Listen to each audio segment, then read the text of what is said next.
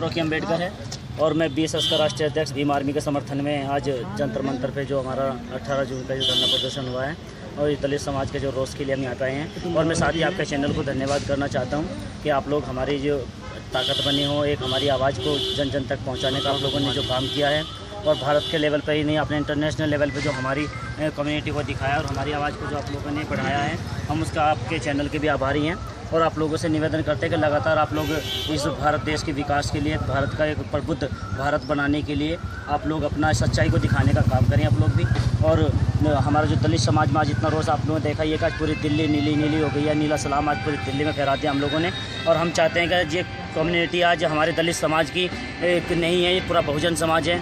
इसमें सिर्फ एक जाति सिर्फ चमारों का आंदोलन नहीं है, ये इसमें बहुजन समाज, इसमें टोटल हमारा कम्युनिटी और अल्पसंख्यक भी हमारे साथ में, मोमडन भाई भी हमारे साथ में आज यहाँ पर आप लोगों ने देखने को मिले आप लोगों को।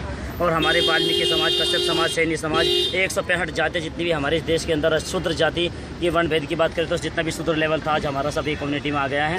और ये मनुवादी लोग हैं जो 15% लोग हैं, इन लोगों को इस चीज़ का आभास हो गया है कि ये ज़्यादा दिनों तक इस देश पर राज करने वाले लोग नहीं हैं। अब ज़्यादा दिन तक इनकी जो सत्ताधारी रूढ़ नीति की है, मनुवादी जो इन्होंने व्यवस्था बना रखी है, ज़्यादा दिन तक चलने वाली नहीं है। और हम इस मनुवाद से पूरी तरीके से आज़ादी लेकर के रहेंगे और वही योगी वाली भाषा में हम बात करेंगे। अगर योगी सरकार अगर हमारी बात को संवैधानिक तरीके से सुनती है, संवैधानिक तरीके से अगर काम करती है तो ठीक है, अन्यथा योगी जी आप याद रखें कि जैसे कि आपने कहा था कि जो जैसी भाषा में समझेगा हम उसे ऐसी भाषा में समझाएंगे, तो आप भी याद रखें कि आप भी जिस भाषा को समझेंगे हम आपको उसी भाषा को समझाएंगे। अगर आप लोग संवैधानिक भाषा को नहीं समझेंगे तो हम तुम्हें धरने प्रदर्शन की भाषा में भी समझाएंगे। और आपको अगर तलवार की भाषा में आप लोगों को समझाना पड़ा तो हम तलवार चलाने में कम नहीं है। हम उधम सिंह जी को भी मानते हैं और बाबा साहब अम्बेडकर जी को भी मानते हैं, लेकिन हम संविधान को मानने वाले लोग हैं। हम संविधान के दायरे में रहकर के अपना जो हमने ये आप लोगों के जो खिलाफ आप लोगों ने जो गैर कानूनी इसमें कार्रवाई की है, हमारे निर्दोष भाइयों को जो जेल पहुँचाने का आप लोगों ने काम किया, उन पर फर्जीवाड़ा जो लगाने का आप लोगों ने जो उन पर मुकदमे दायर किए हैं, जो आप लोगों ने ये असंवैधानिक कार्य किया है, इसमें अभी इस पर तुरंत एक्शन लीजिए आप लोग, अभी भी होश में आ जाइए आप लोग। मैं योगी सरकार को और मनुवादी लोगों को एक चेतावनी दे देना चाहता हूँ सबसे अपने बहुजन समाज की तरफ से कि आप लोग होश में आ जाइए। ये देश की आप लोगों ने कहा था कि सबका साथ सबका विकास, अगर आप लोगों से कोई पूछने वाला होता आप बताइए कि कहाँ पे सबका साथ और सबका विकास हो रहा है। हमें मंदिरों की ज़रूरत नहीं, हमें शिक्षा संस्थानों की ज़रूरत है, हमें एनसीईआरटी बुकों की ज़रूरत है। आप लोग हमें स्टेट लेवल की बुक्स पढ़ा रही हैं, नर्सरी से लेकर 12वीं क्लास तक हिंदी मीडियम पढ़ाते हैं, फिर टोटल जो कंपटीशन आते हैं इंग्लिश टू इंग्लिश से आती हैं। तो ये आप लोगों को एक जो शिक्षा में भी हमारे दलित समाज को उन्होंने पिछड़ापन लगा हुआ है कि क्योंकि चाणक्य ने भी कहा था, इनकी नीति है पहले से ही कि अगर कोई भी राजा अपने समाज को शिक्षित नहीं चाहता, प्रजा को शिक्षित नहीं चाहता है, क्योंकि अगर उसकी प्रजा शिक्षित हो जाती है तो उसका राजतंत्र चला जाता है, उसका राजपाट चला जाता है। और वही नीति अपनी मनुस्मृति और RSS के जितने भी गुंडागर्दी इन्होंने फैला रखी है। ये बताइए किस संविधान ने इनको अधिकार दिया है कि कोई भी संगठन किस तरह नंगी तलवारें लेकर के घूमने का अधिकार है। RSS को नंगी तलवारें लेकर के घूमने का अधिकार है, शिवसेना को त्रिशूल भाले लेकर घूमने का अधिकार है।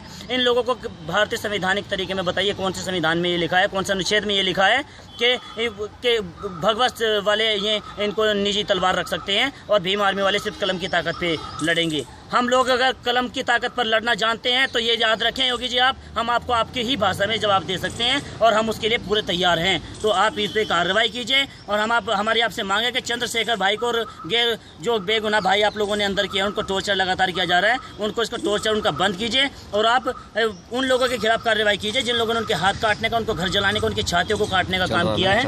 उस पर आप लोग काम कीजिए, उस ओर आप ध्यान दीजिए, उस तरफ आप काम क्यों नहीं करते हैं। आप सबका साथ सबका विकास लेकर के चले थे। बहुजन समाज ने आप लोगों को भी इस देश के अंदर पूर्ण बहुमत, उत्तर प्रदेश के अंदर पूर्ण बहुमत दिया है।